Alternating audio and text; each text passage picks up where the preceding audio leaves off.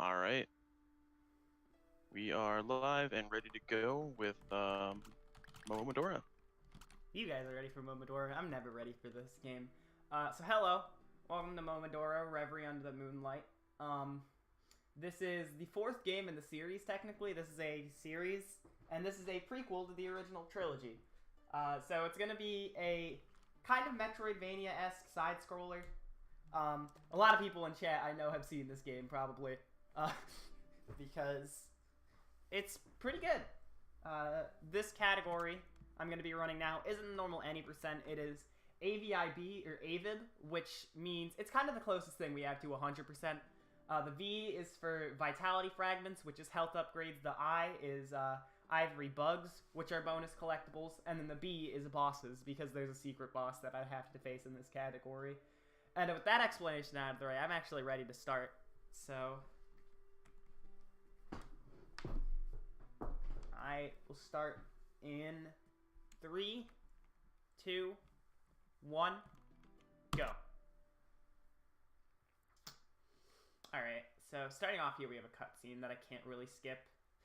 I mean, we can't really skip cutscenes in this game. When I say skip, I mean mash through, really.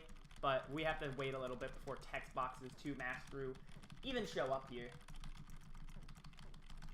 And then once we start moving, we can immediately roll. This roll is great. It acts as the dodge roll. So it's not only very fast moving, but it can also help us go through enemies. It's at the beginning of the run how we're going to want to start off our movement, because we're going to get better movement options later, but for now, this is just kind of our base move set. We have the roll, we have a double jump, we have our maple leaf, which we can use as a melee weapon, and then we have a bow as a ranged weapon. Also with us, though, we do have roll jumps. You see me kind of rolling and jumping at the same time, like to gain height while rolling. Now, that is a frame-perfect input where I press the jump button and roll button at the same exact time. Throughout the course of this area, you're going to see me collect a few chests. I need 3 of those that are in the grove to get 80 money by the end of it to buy an item from a vendor. But just moving through the grove here is pretty simple. I just have to hit that switch. I got the jump up to that switch easier, which is good, because that can be a kind of tricky jump. Right down here is our first Ivory Bug. Something I'm going to ask you to do in chat, maybe to just keep you hyped up, is that, or I might do it out loud, I don't know. But although Ivory Bugs have a counter, Vitality Fragments don't. So I need to make sure I keep track of those in my head. So that was number 1. I need to make sure I get all 17, and since there aren't a tracker for those, like there are for the bugs. Or a counter, rather. Speaking of bugs, this imp's in a bad position. There's a bug in that corner. These imps move randomly. Like how fast they move and which direction they choose to move is random. What's the only thing that's consistent about them is the interval at which they change directions and speeds.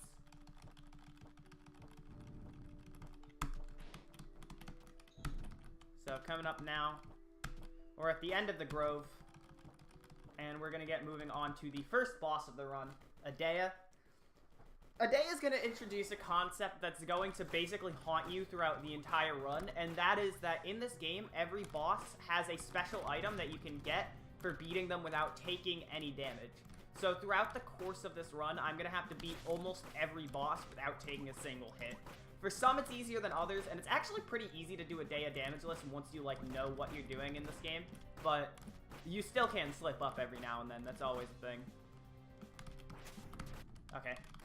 One thing that's good to have happen is when she does a high attack, you can hit her tail.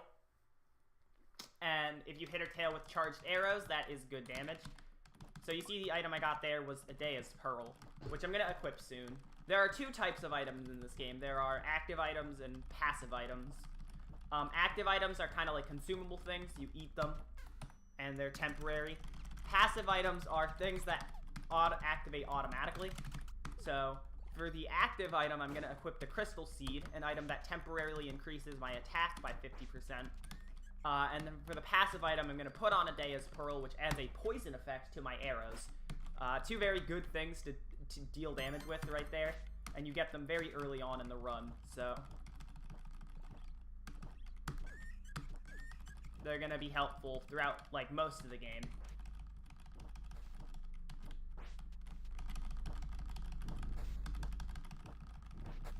So here, I'm gonna come up to the first boss. I'm gonna do a safety save here. Like, this save point takes a little bit to get, but this boss is one of the hardest to do damageless in the whole game. So I like to take the safety save during marathons.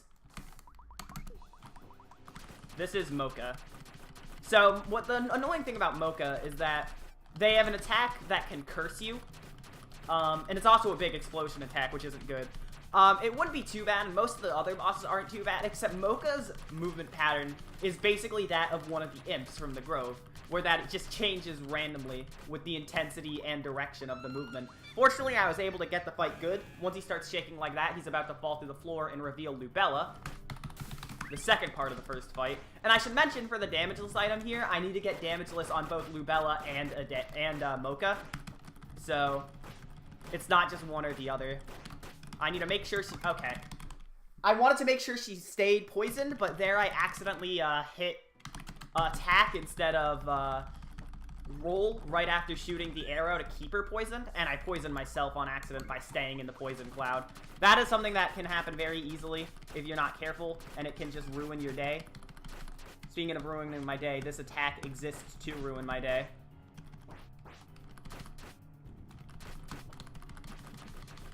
But yeah, that's what makes this run really hard, is it's very easy to self-induce resets on stuff that usually happens because of, like, luck-based things. Like, it's very easy to get, like, kind of bad patterns, but also, even when you get good patterns, it can be pretty hard to react to them while still trying to go fast. One thing I should explain is this little fairy you see me summoning. That is a secret item I can actually use by inputting the first part of the Konami code. So if I do up, up, down, down, left, right, that fairy activates. I can only use it once, but in order to restore it, I'm actually going to be hitting save points. An item mechanic in this game is that save points actually will restore your consumable or your active items back up to the maximum quantity that you have at the time. So, like, for example, I have not a crystal seed right now because I used it to get rid of Lubella, but when I hit the save point right after this fight, I'm going to get the crystal seed back to use again, which is a pretty unique item system, and I like it because it lets me use my items, like, more than once, so I can get that damage buff on every fight. But for beating Lubella without taking any damage, we got the Bachman patch, Bachman being the species that Mocha is, I believe, actually. Also, they're the giant squares that you're seeing me use. So it's a great damaging item, and it's right very early in the game, so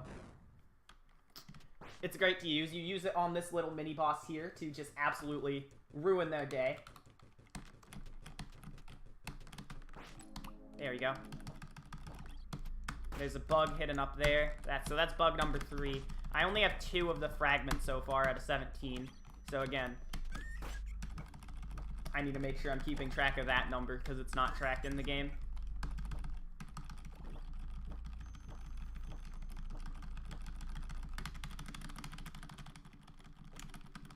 Here we have, there are some people that really like this character and remember his name. I don't remember it. I think it's Paramal or something.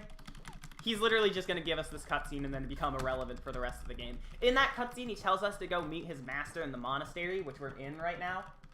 But we're not going to go there yet. In fact, that's one of the last things we're going to do before the end game area. Instead, what we're going to do is we're going to go down this giant ladder. And down this giant ladder is the Cinder Chambers. The Cinder Chambers is a kind of tricky area because there are a lot of traps and enemies that do, like, a lot of damage. So you have to be careful with your footing. Also, spikes. Spikes are instant kill in this game. I tend to run a lot of games with instant kill spikes. I wonder what that's about. Maybe a lot of games just make them instant kill. They're good hazards. But we don't have to worry too much right now because the path to the boss only has, like, one thing. And we're gonna go straight to that boss. This boss is one of the hardest parts of this run in particular. It's hard in any percent, but in this category it's even worse because you can do less damage. This is the Arsonist. So what I'm gonna do here is I'm gonna set up my fairy on my second use of the patch.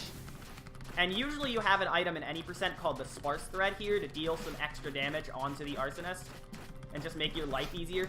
Why, game? I was supposed to have her, like, stunned there.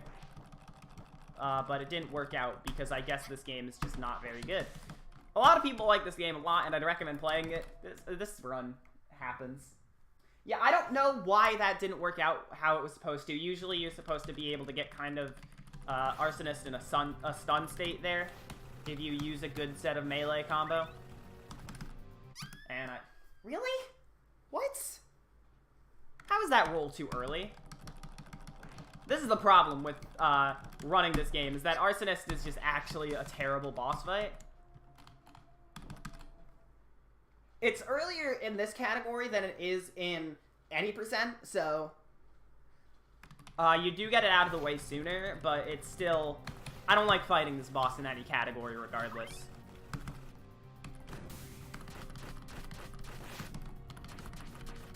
Yeah. I want to know the cause of this.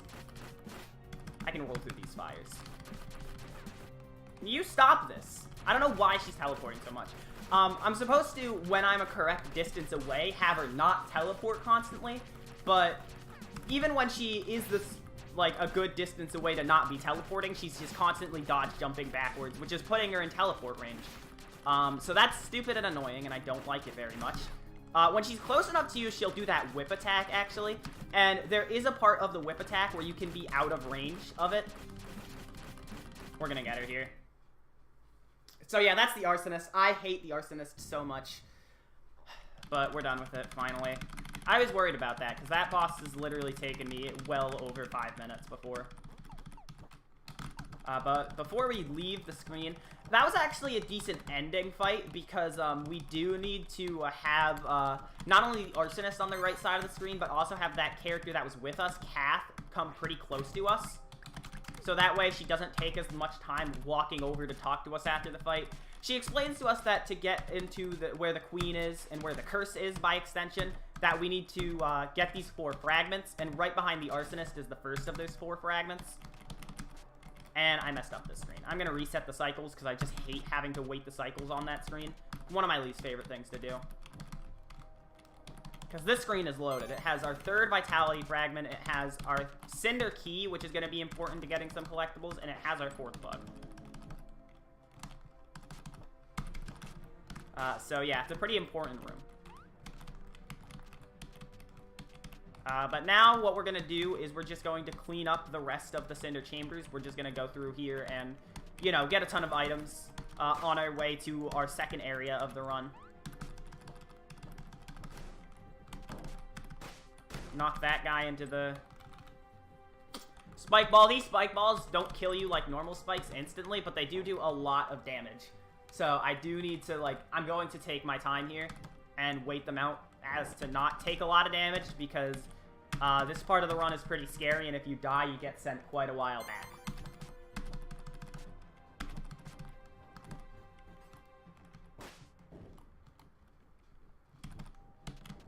That guy's shooting stars at me. I don't want to be shot with stars. Oh yeah, that was also Vitality Fragment number 4 over there.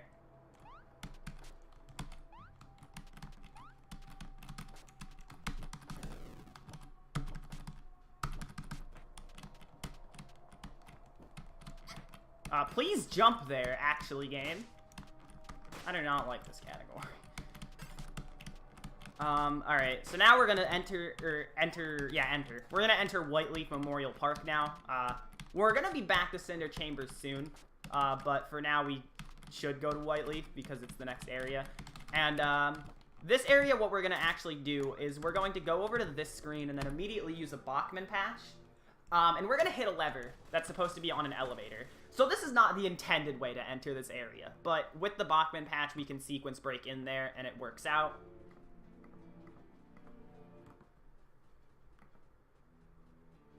Why is something force opening on me on this computer? Please don't do that.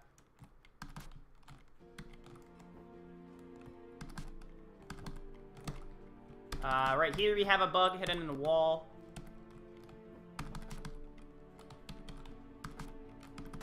what I'm going to do here is I'm going to use my seed and then immediately hit that save point to get it back to use in case I get a bad pattern on this boss fight. Here we have our rematch with Lubella. I got a good pattern. We don't need to do the second fight against Lubella damageless. So, it's good because it allows you to do a damage boost like that and make the fight really quick if you don't get a dive. A dive is an attack, I think Lubella 1 did it, where she goes under the stage and you can't hit her, and it's really slow. It wastes like 12 seconds. With the pocket and sensory that I got from killing Arsonist without taking damage, I have that little fire effect on my attacks, which absolutely just destroys the Arsonist. So there is our 7th ivory bug in this little underground graveyard where we were turned into a cat. We were kind of cursed to turn into a cat after the Lubella fight. And now we're going to have our cat sphere, which is an item that lets us transform between cat and human forms at will. So it's going to be good because cat is actually faster moving than normal Kaho. However, we can't climb ladders as a cat, so I want to be Kaho sometimes to climb ladders. The cat has a lot of, like, ending lag on their roll, so what I want to do as the cat is I want to do a roll jump and then cancel the roll jump with a melee attack. That's, like, faster. That's faster than normal Kaho rolling. However, again, I have a lot of end lag on rolling as a cat. That is Vitality Fragment number 5. Yeah, I have a lot of, like, ending lag rolling as a cat. Like, you saw it there. But we can also dash, like, do one of our dashes that we got from getting the Crest Fragment. I didn't mention that earlier, but when you get Crest Fragments, you also get a special ability on top of a boss's damage item. The first Crest we got gave us that little dash on top of our dodge roll. And now we have to climb a giant ladder. This is the best time to plug something.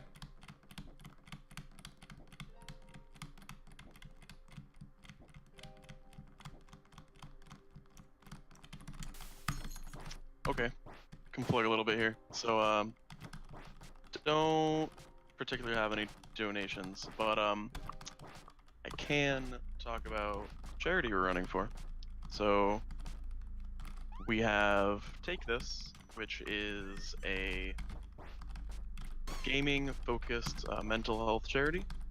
They do a bunch of stuff like reaching out to gaming companies to kind of just have them do the right thing for their employees and just promoting healthier, better work environments and just always focusing on the gamers, people who make games, you know, just all that stuff, the gaming community at large, really. So, you know, we're all gamers. Everyone who's watching the stream is obviously enjoying video games. So, I mean, they're doing good stuff for people who like games, people who play games, people who make games. So, donation would be super appreciated just because of all they do for our community. All right, so you noticed I was backtracking a bit, grabbing some stuff. You might notice I was talking a lot about crest fragments and beating bosses. We didn't actually get a crest fragment from beating Lubella, because right after beating Lubella 2, we were cursed. That brings me to the area I'm in right now when I went back to the Sacred Grove, and I'm now in the SRROC. I don't know how to pronounce it. It's not an English name.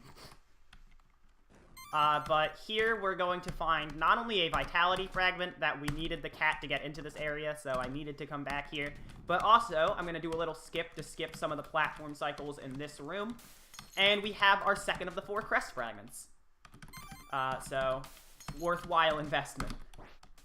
But well here, actually, there are some things in the Grove we didn't collect because they are like there's one cat exclusive collectible, but there's also a few things that are faster to collect on a little Grove backtrack, because that second crest gives us the ability to warp to save bells.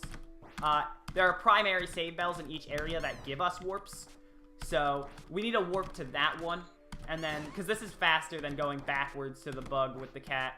what we do is we just warp to that one, and now what I'm going to do is I'm going to get some of the stuff that I could have gotten earlier in the game, but it's faster to do now because I'm a cat instead of human. Like this fragment right here, it's better to, I just move faster as a cat, so since I have to go to this area of the game as a cat, I might as well just do it as one.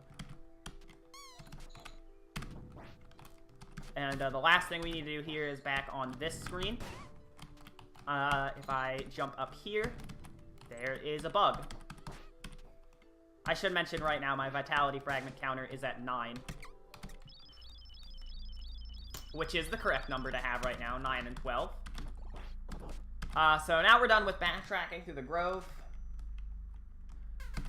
Oh, I don't know when I'll be able to show it off, but the cat sprites in this game, if you duck, it's like getting ready to pounce. And if you are idle for long enough, the cat just starts sleeping. It's adorable. But coming up, we're going to go into our third area after connected to the city, which is going to be the subterranean grave.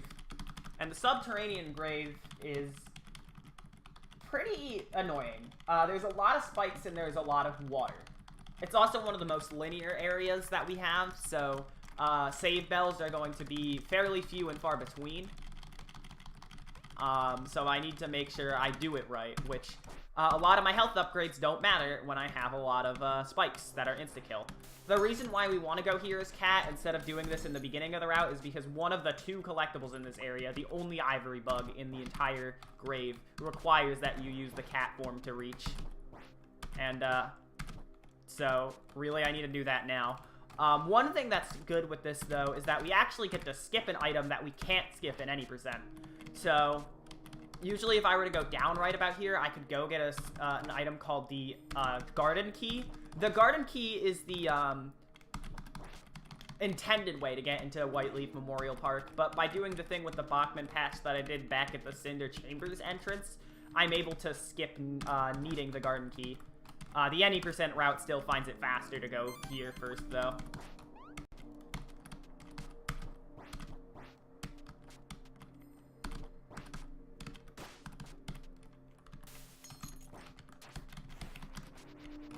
Okay. If I could jump up here, that would be great. So, yeah, we're close to our next boss now. I just need to go up here. I can skip an enemy spawning that usually interjects with this fight by just doing that when entering. And now we're going to have another boss fight. This is Frida. Frida actually is really easy, even compared to how they are in any percent, where they aren't that much harder. Because when spamming arrows, you get to use the fire effects of the pocket incensory, which again, you usually don't have at this point in an any percent run, and it just makes that fight so much easier. But at this point, this is kind of the point where the routes of any percent and AVIB will interject, and so kind of advantages of early pocket incensory and early dash are now over. Because we're gonna be basically doing some any percent-esque movement with some extra areas inside stuff. So we're at 10 and 13, which is good for both of our counters right now. Our collectible counters. Before I do what I need to do to get into further parts of the Forlorn Monastery, I'm going to go get this fragment. I got stuck in that cutscene.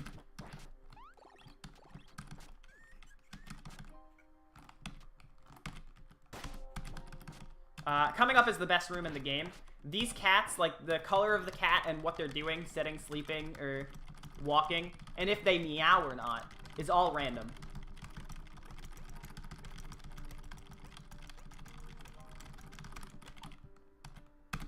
I heard a meow or two. That's not bad. In a marathon I did recently, like a month ago, the cats would just not stop meowing in that room.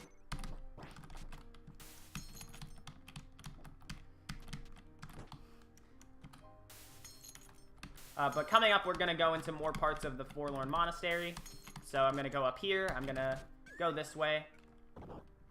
I went to that character because they gave me the monastery key, which allows me to go this way. And using the monastery key, I can not only reach the boss fight, but I can reach 2 more ivory bugs, as well as this item, the soft tissue. This is not necessarily an item necessary for ivory bugs or vitality fragments, or even game completion, but actually, the third thing of the category name, the singular secret boss that we fight in this run. I need the soft tissue to get that fight to appear. That was the Fennel quick kill. Partner Fennel is usually a very fun dual boss fight, where you and Fennel have kind of equal strengths, but with the right set of items on, you can just kind of make Fennel die before she can even do anything. And that is the last of the crest fragments, so now we are able to go into kind of the ending portions of the run. Still a little bit to go, but we're making great strides on our goal of beating the game with everything. So I unlock this door. By dashing into that door with a cat, I can actually skip a small animation that saves like a second. But this next area is the Royal Pinacotheca. One of the best names in the game, but one of the hardest areas in the game. It's not as hard as it is in any percent, because in any percent we have 0 vitality fragments, and in this category we have 11. So our health is, like, much greater. And it allows us to, like, survive. And, like, a good majority of the enemies here can do, like, over half your health in any percent. But, again, we're going to be surviving for quite a bit longer than that. I have forgotten to switch back to cat. Again, human can climb ladders, which cat can't. But you still want to be cat as much as possible. And I was instinctively, like, not being cat because I was just moving. But we already have all 3 of the vitality fragments in this area. So I'm just going to be going on to get the 3 bugs, as well as a secret item that I'm going to need for later. Less to do with the... okay, these platforms are doing the weird thing.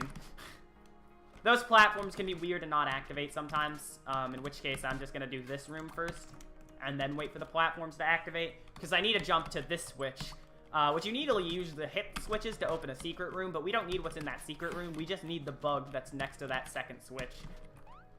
So yeah, that's all the bugs in the area. Can I please just get the Sealed Wind? The Sealed Wind is a secret item that I'm going to need to use later in the game. I technically... it's a bit complicated. I'm dead. I don't technically need it, but for the sake of the run, I need it. And that's not even as, like, it's faster. It's not required, but it's run required. I'll make sense of that later. But for now, I'm just gonna keep playing the game. So I died because, skeletons. And also, I got my roll eaten. So I need to do some of this stuff again. Hopefully the platforms won't break this time. I don't know why I switched to cat there. I wanted to switch to cat here. Okay, these platforms are working again, but I tried to do a weird thing and it didn't work out. So I'm gonna just go to this room first again.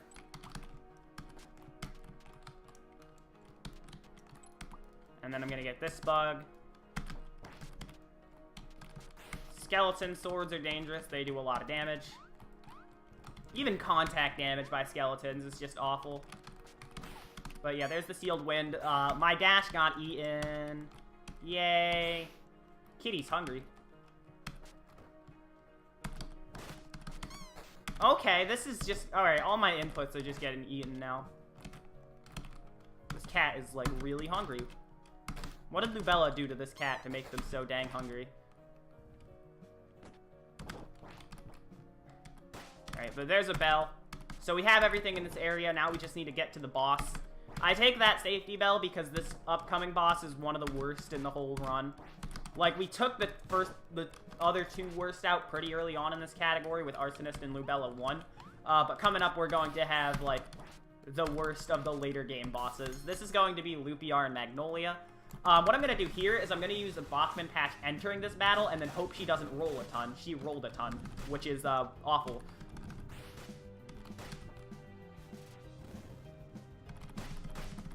I made it work. We're good. I need to wait for Magnolia to become available to hit, which is going to take a little while because I caught her in the middle of an attack. Once that's good, I'm going to start doing this. One thing I never explained is once we got the crest fragment from... Are you kidding me? Oh, God damn it. once I got the crest fragment from Frida, instead of spamming arrows for the fastest damage per second, she gave us a arrow charge speed upgrade, in which the fastest damage per second is now to spam level 1 charged arrows instead of just default arrows.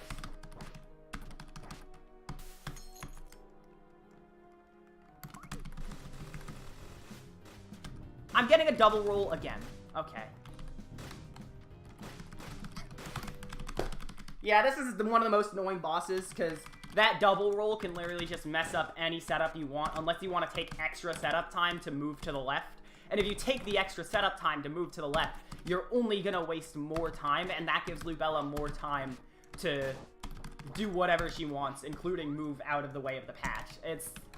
People like to claim there's a consistent setup, but even the consistent setups are, like, not consistent. It's also, pressing buttons is inconsistent because input drops are great. And somehow being late to the input press was better. No, it wasn't, because I hate this game.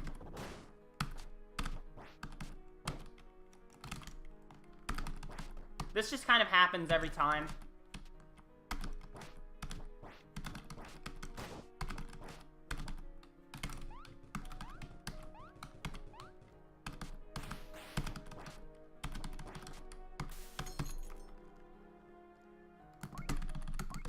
Please skip the cutscene. Alright, we got her in the second patch, which is good, because that makes up for some of the stuff that happened during that cutscene. I'm waiting for her to roll at me, because she'll be kind of in a bit of animation lag at the end of the second roll, and I'll have more time to just do this. There we go. Alright, so that's Lupiar and Magnolia, finally.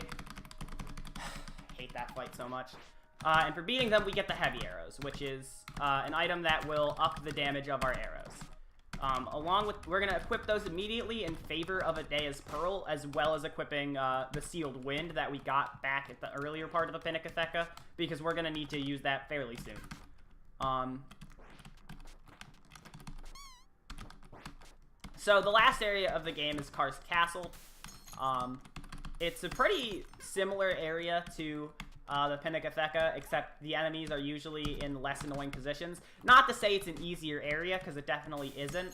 But, okay, it's an easier... Not to say it's an easy area, but it's definitely an easier area, because, the thing about it is, its level design is actually, like, more forgiving. And there's less skeletons, so there's less, like, there goes half your health for no reason enemies. I didn't want to use the wind there, but the game decided to drop one of my inputs, so you just kind of have to deal with that when it happens.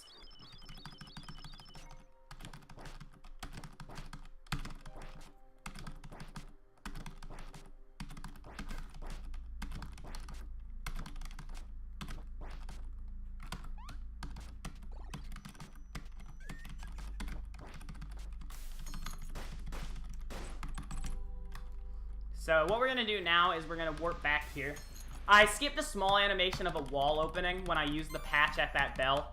I hit a lever through a wall with the patch once again, and that let me skip a part of... That's going to let me skip a part of the castle. I can warp back to skip most of the animation of the wall opening, and while I can do that, I can also go get that item, which was the fresh spring leaf. Using the Sealed Wind. The Fresh Spring Leaf is a melee attack upgrade that will also help me get the good ending. Any and all speedruns of this game require that you get the good ending, which is why I needed the Sealed Wind. But what I'm going to do here is I'm going to use a Tainted Missive and then start walking down here while charging Arrow. I want to get to Final Arrow level charge. Tainted Missive and Final level Arrow charge are both things we got from Fennel. Tainted Missive doubles our attack power, but as a sacrifice, we actually lose 25% of our max health. So it's a risk-reward item that we can't use for part of the game because we're trying to get, like, damageless bosses. Once I get to the point where damageless bosses don't really matter anymore, of course I can use it more, and it's just the best damage you can use. That was a really good Choir fight, actually. Choir being the secret boss here and the sister of Fennel, we needed to give her the soft tissue and then go down to the secret room. I actually got the bloodstained tissue here. The bloodstained tissue is not an item I need, but it is the choir damageless item. So that's pretty funny, because choir is pretty difficult there. But that was a pretty good fight. And now we can go back to the castle. You can see this path is fully up, so I can use the skip that I set up earlier.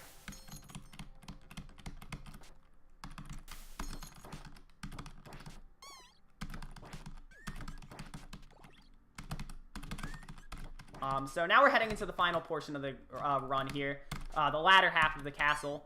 If I go here, I can get Vitality Fragment number 15.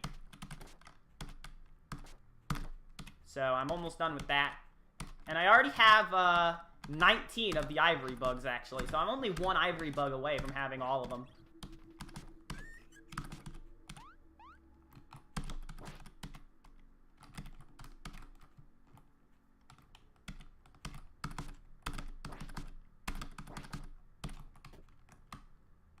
That's number 16, so now, again, I'm only one item away from having both of the other collectibles fully finished. I already have the secret boss defeated, so that's the B of AVIB. The A is the all, so technically when I have everything done, I'll have the all. I need to go this way. Just to progress. Kath is here. We're not going to talk to her. This is the last save point before the final boss, so if I die at any point after this, I'll need to do everything after that save point again. Pretty annoying because there's a lot of stuff in between that save point and the end of the game, but of course we will get a save point like before the final boss, like directly before. But again, there's still a lot to do here. Like this fight against this angel that's about to come up on this bridge. I don't think it's actually an angel, but people call it an angel. We're going to use a missive and then get our sparse thread ready. Once we find out which one is the real one, which we can usually find out because it's lower on the screen, I could try and set up for a quick one cycle where I, do 2 melee strikes after using both of the sparse threads. The angel was a little bit high up, which I think was the problem with me getting the quick kill, but I still found out which one the angel was for cycle 2. So that's the last ivory bug. So we already got the last vitality fragment, like, right after the boss. And then I died because platforming is not a thing in this game.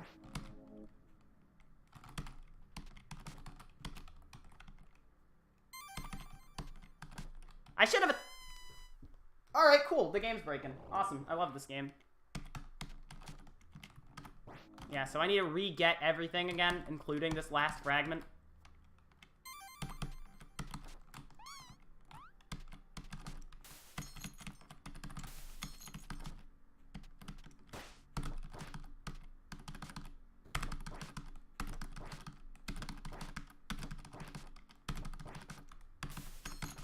Hopefully I can show off the one cycle this time.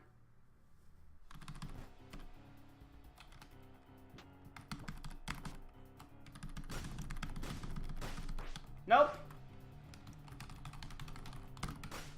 Whatever.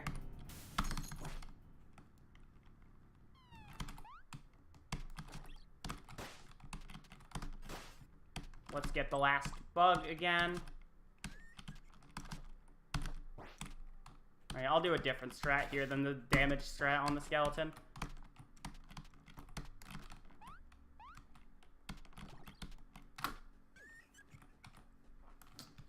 Here we have our last elevator of doom. It's a very long elevator once again, and there's enemies on this one, so you have to actually like do things instead of just waiting for the elevator to end. Once the elevator ends, though, we can go in here. This is the last screen before the final boss, so we just go through here. We have the final boss save, as I mentioned. And then we're going to get to the final boss. So this is the Queen.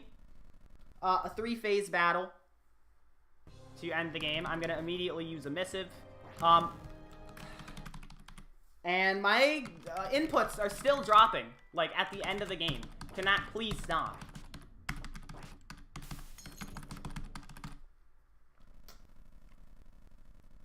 What I need to do here is I need to use the missive and then charge arrows like that.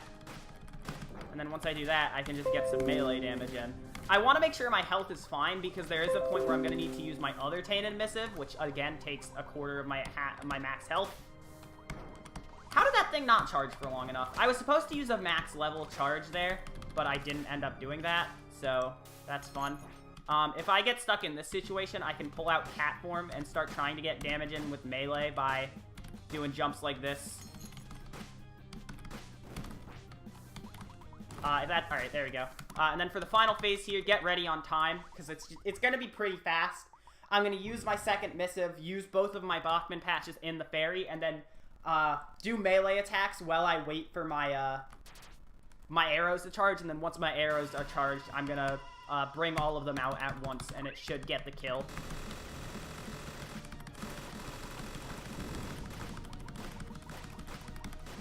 Time.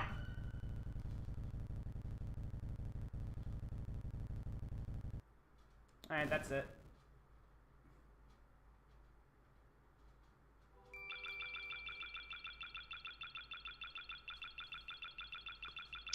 Alright. Do you have anything that you'd like to plug? Go ahead. If not, we can kick it over to the BRB stream. The community's cool. Shoutouts to them. I hate this game. Thanks. That run was awful.